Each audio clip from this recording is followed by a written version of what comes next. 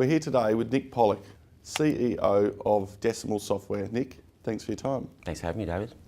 Can you tell us a little bit about the Decimal business? So Decimal's purpose is to deliver financial advice digitally to the 80% of Australians that don't currently receive financial advice. So we provide a software platform that we white label into the banks and financial institutions such that they can provide that to their customers in turn. And how do you distinguish between robo-advice and digital advice? It's a great question, and there's a lot of hype in the market at the moment in and around robo, and there's nothing wrong with that. Robo's a tremendous service to people. Robo tends to be very much a business to consumer model, where the robo-advisor is providing investment advice direct to consumers, generally selling them a product. So it's using the internet as a product delivery mechanism, reducing costs and delivering what is generally ETFs. Nothing wrong with that, perfectly valid model. In our instance, digital advice we characterise as something that's far more broad in terms of providing financial advice across the spectrum of someone's life journey.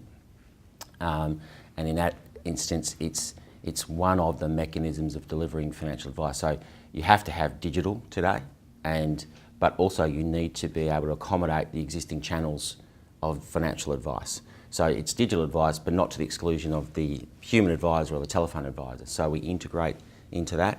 The final thing that's really important is compliance.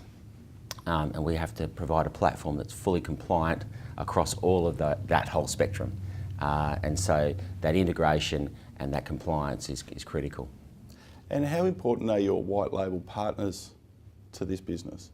Phenomenally important. So our target market is essentially, not surprisingly, the banks, very much the super funds, but also the super fund aggregators, as we call them, so the administrators of the super funds. So in the case of Mercer, for example, we have a wonderful partnership with Mercer where they're a customer of ours, and first and foremost, but also they're a partner of ours. So Mercer administrates 170 super funds, and they can now offer Decimal digital advice to each of those super funds.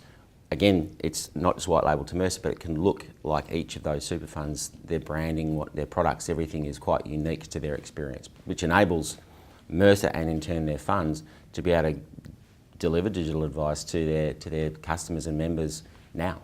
In terms of some recent milestones? Yes, so this year we've done a lot.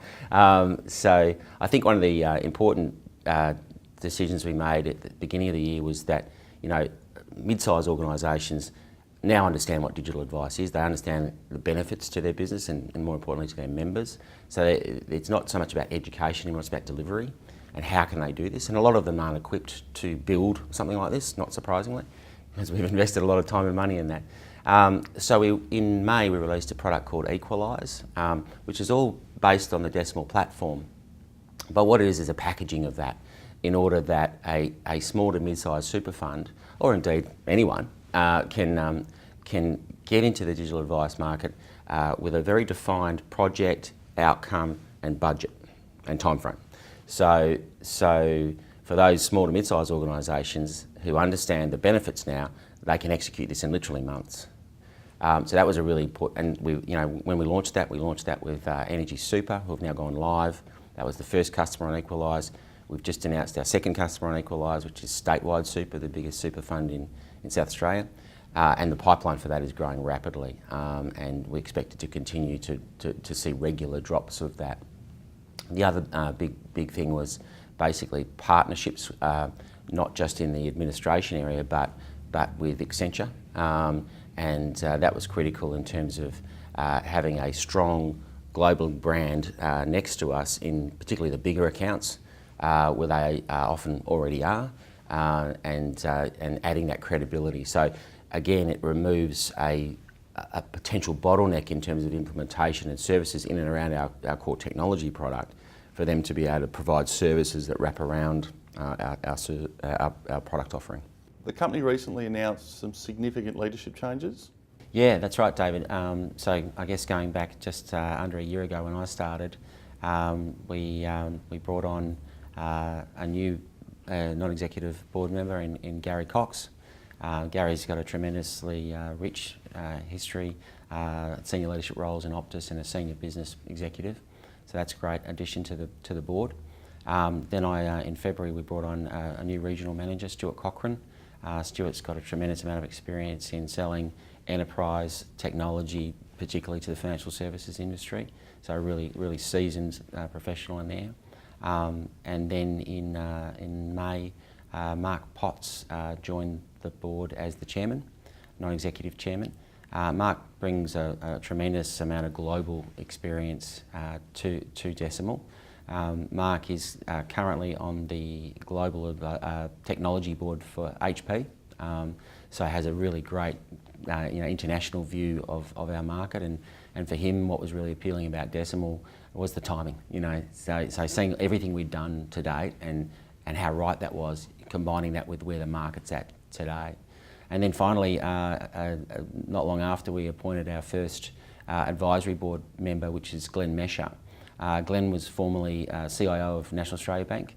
Glenn's now a very senior advisor in governance and compliance issues for the banking industry, and comes out of Promontory, which is a global advisor in that space. So Glenn's added a tremendous amount of value, and again, compliance is so important in this business that having Glenn's position there and advice has been tremendous for us. And what should investors be looking for over the next 3 to 6 months? I think continued success and announcements in and around new customers coming on. We've obviously started to deliver more customers, product than customers this year. As those channels come into play, our partnerships and our channels, we can obviously leverage those to get more in the market, so to speak. And I think the real key around Equalise is the ease of buying something and knowing what you're buying and then being able to implement it rapidly. So we'll see a regular drop of that of those new customers coming on board. It'll become the standard, but importantly, each Equalise will look different, and it'll look as per the super fund or financial institution want it to look. The other big thing is I think the banks are coming to the market now. So the banks have been, as always, and quite rightly so, cautious. They've done some testing on their own, some proof of concepts and what have you, but they really obviously have gone to the phase now where they're getting very serious about execution. So that I think would be the next big step. So we've got some really exciting conversations happening with banks at the moment. So today the business is very much focused on the Australian market, but what is the scope to increase it and scale it up internationally?